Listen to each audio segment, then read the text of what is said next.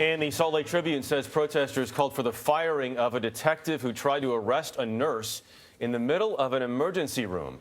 Dramatic video shows the detective dragging Alex Wubbles away after she refused to let officers take blood from an unconscious patient. 2 officers are now on paid administrative leave. Tony Dokoupil is here with why the nurse says she was just trying to do her job. Tony, good morning. Good morning. The Salt Lake City Police Department is facing criticism for its conduct in the video, which was released by Alex Wubbles' attorneys. The footage has resulted in a public apology from the Salt Lake City Police Chief and a criminal investigation by the DA's office.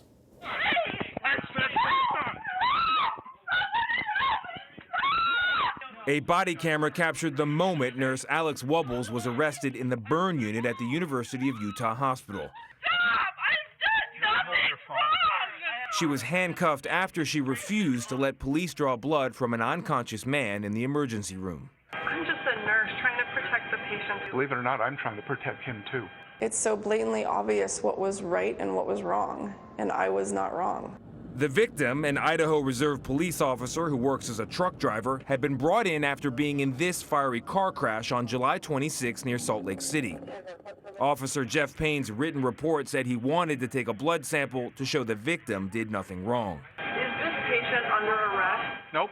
Wubbles explained to Payne that it was against hospital policy and the law to take blood as evidence from an unconscious patient without a warrant or an arrest.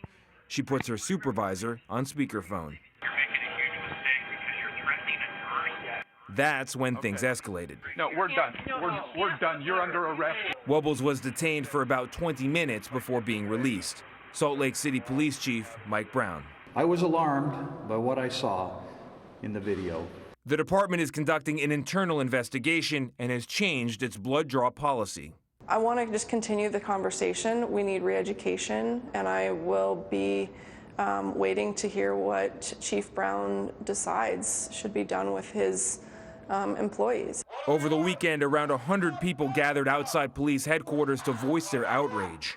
Wubbles says if she had to, she would take the same action again. My coworkers would have done the exact same thing. This is what we do. This is our profession. Alex Wubbles hasn't taken any legal action, but she says that's not off the table. The police department where the patient worked issued a statement thanking the nurse and the hospital staff, saying protecting the rights of others is truly a heroic act. It's a great story for Americans to know that somebody would protect what's really important, your blood, from somebody who doesn't have a warrant. A great ending to a very unfortunate beginning. Yeah, I think we're all shaking our heads looking at that video over and over again. How can that happen? Absolutely. Tony, thank you very much.